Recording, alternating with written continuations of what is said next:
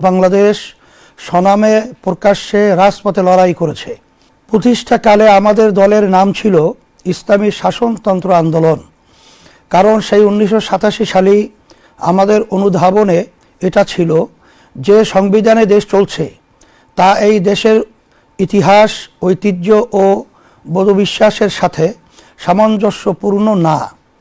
আজকের বাংলাদেশে সবাই একমত যে সংবিধানই প্রধানতম সমস্যা। জুলাই গণ অভ্যুত্থানের মধ্য দিয়ে আমরা সংবিধান সংস্কার সহ রাষ্ট্রের সামগ্রিক সংস্কার করার একটি সুযোগ পেয়েছি। সেই সুযোগে বাস্তবে পরিণত করার জন্য আগামী 12 তারিখের নির্বাচন তাৎপর্যপূর্ণ। আপনার একটি ভোট মহান স্বাধীনতা ও 24 জুলাই এর প্রত্যাশাকে বাস্তবায়িত করতে সহায়তা করবে ইনশাআল্লাহ। প্রিয় দেশবাসী, স্বাধীনতার পরে 54টি বছর অতিক্রান্ত হয়েছে। এক সাগর রক্ত উৎসর্গ করার পরেও আমরা কাঙ্ক্ষিত সাম্য, মানবিক মর্যাদা ও সামাজিক ন্যায় বিচার পাই নাই। আর্থিক সমৃদ্ধি আসে নাই, নিরাপত্তা নিশ্চিত হয় নাই, বরং দারিদ্রতা, সন্ত্রাস, রাজনৈতিক হানাহানি, অবিচার, সীমাহীন বৈষম্য, বেকারত্ব আমাদের দেশকে কুরে কুরে খেয়েছে। অতীতে যারাই দেশ পরিচালনা করেছে তাদের কেউই এই দায় এড়াতে পারবে না। এখানে ভোটার হিসাবে আমার আপনার দায়ও রয়েছে। ভুল নীতি ও নেতাকে ভোট দেওয়ার মাধ্যমে এর দায় আমাদের উপরেও বর্তায়। প্রিয় দেশবাসী, ভাই ও বোনেরা, আমাদের সমস্যা ছিল দুইটা। এক, রাষ্ট্র পরিচালনার নীতি হিসাবে ভুল নীতি গ্রহণ করা, এবং 2, ভুল নেতা বাছাই করা। ভুল নীতির কারণে অনেক ভালো নেতাও দেশকে কাঙ্ক্ষিত মানে নিয়ে যেতে পারে নাই। আসন্ন 13বার জাতীয় সংসদ নির্বাচনে ইসলামী আন্দোলন বাংলাদেশ এই ভূখণ্ডের মানুষের হাজার বছরের চর্চিত বিশ্বাস ও জীবনাচারের নীতি ইসলামকে রাষ্ট্র পরিচালনার নীতি হিসাবে উপস্থাপন করেছে। শরিয়া কেবলই একটি আইনের নাম নয়, বরং শরিয়া হলো মানুষের বিশ্বাস, জীবনবোধ, সংস্কৃতি, অভ্যাস ও আইনের সমষ্টি। আমরা এই অঞ্চলের অধিকাংশ মানুষ বিশ্বাস হিসাবে, জীবনবোধ হিসাবে এবং সংস্কৃতিতে, অভ্যাসে ইসলামকে ধারণ করি। এখন যদি রাষ্ট্র পরিচালনার মূল নীতিতে ইসলামকে বাস্তবায়ন করতে পারি, তাহলেই বাংলাদেশ তার প্রত্যাশিত সমৃদ্ধি ও লক্ষ্য খুঁজে পাবে ইনশাআল্লাহ। রাষ্ট্র পরিচালনায় ইসলামের মৌলিক নীতিমালার মধ্যে রয়েছে আদালত, ইনসাফ, নাগরিকের স্বার্থের প্রতি সংবেদনশীলতা, দায়বদ্ধতা, সামাজিক নিরাপত্তা, আইনের শাসন এবং সকল ধর্মের মানুষের ধর্মীয় আচার পালনের অধিকার ও সমান সম্মান, মর্যাদা প্রদান করা। ইসলামী আন্দোলন বাংলাদেশ রাষ্ট্র ক্ষমতায় গেলে এই মৌলিক নীতিমালার পূর্ণ প্রতিপালন করবে। প্রিয় দেশবাসী, ইসলামী আন্দোলন বাংলাদেশ 13বার জাতীয় সংসদ নির্বাচনে 258 আসনে হাতপাখা প্রতীকে প্রতিদ্বন্দ্বিতা করছে। আপনারা জানেন, প্রচলিত আইন ও বন্দোবস্তের মোকাবেলায় ইসলামী আন্দোলন বাংলাদেশ এদেশের হাজার মানুষের বোধবিশ্বাসের আলোকে ইসলামের নীতিতে দেশ পরিচালনার লক্ষ্য নিয়ে নির্বাচনী প্রচারণা চালিয়ে যাচ্ছে। আপনাদের থেকে যে স্বতঃস্ফূর্ত সাড়া আমরা পাচ্ছি তা আমাদেরকে আপ্লুত করছে। ইনশাআল্লাহ আগামী 12 তারিখ আপনারা হাতপাখা প্রতীকে ভোট দিয়ে আমাদেরকে বিজয় করলে জনপ্রত্যাশার বাংলাদেশ নির্মাণ করব ইনশাআল্লাহ। প্রিয় দেশবাসী, ভোট অর্থ হলো আপনি কাউকে আপনার হয়ে রাষ্ট্র পরিচালনার দায়িত্ব দেয়া। ভোট অর্থ কাউকে রাষ্ট্র পরিচালনায় যোগ্যতর বলে সাক্ষ্য দেয়া।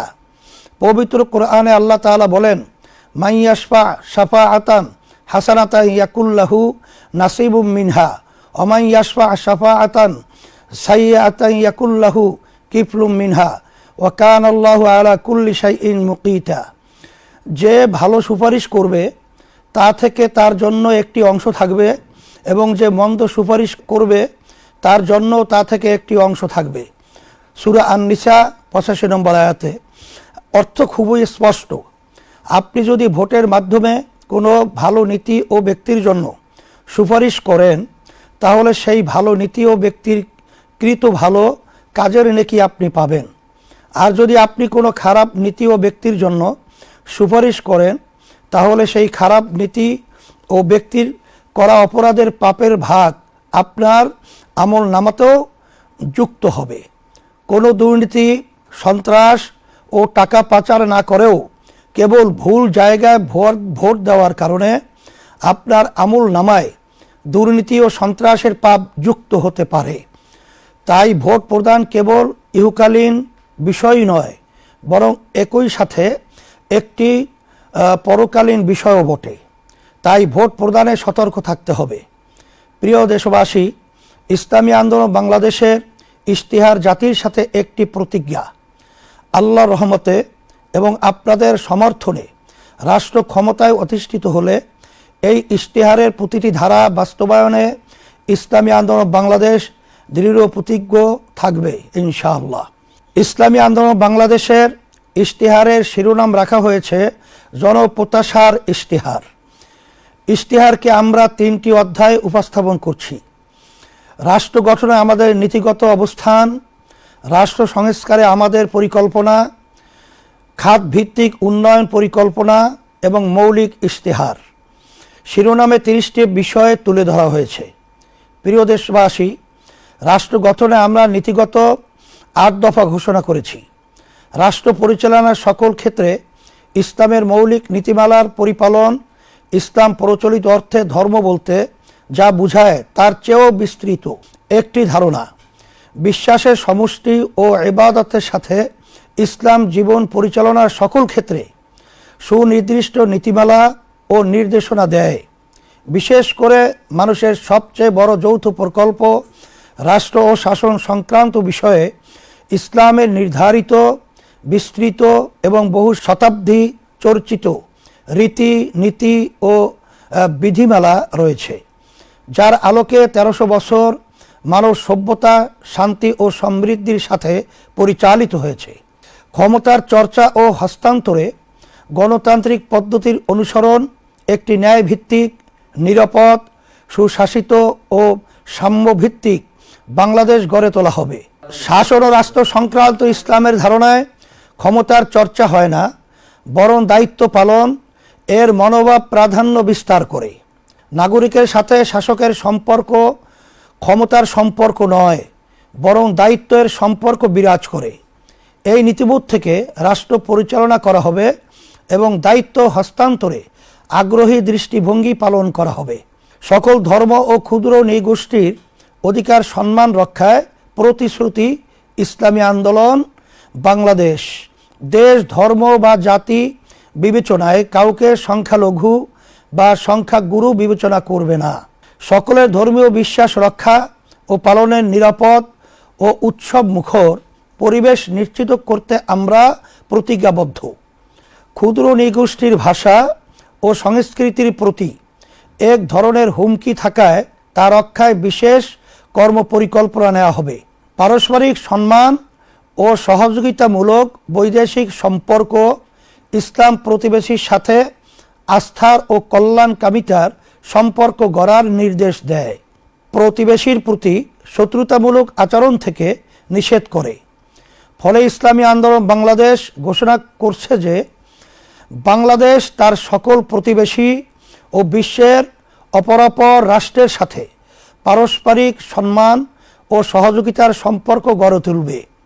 মুসলিম উম্মাহের সমৃদ্ধি ও নিরাপত্তা নিশ্চিত করতে প্রয়োজনীয় পদক্ষেপ নেওয়া হবে। রাষ্ট্র পরিচালনায় সুশাসন, স্বচ্ছতা ও জবাবদিহিতা প্রতিষ্ঠা করা হবে। দক্ষ নিরপেক্ষ প্রশাসন গড়ে তোলা হবে এবং রাষ্ট্রীয় প্রতিষ্ঠানসমূহকে পেশাদারিত্ব, নৈতিকতা ও দায়িত্বশীলতার সঙ্গে কাজ করতে অনুপ্রাণিত করা হবে। সংবিধানে নির্ধারিত ন্যায়পাল প্রতিষ্ঠান অবিলম্বে কার্যকর করা হবে এবং তাকে প্রকৃত অর্থে স্বাধীন ও ক্ষমতাবান করা হবে। সংসদ সদস্য ও জনপ্রতিনিধিদের সম্পদের হিসাব দায়িত্ব গ্রহণের শুরুতেই এবং পরবর্তী সময়ে নিয়মিতভাবে প্রকাশ করা হবে।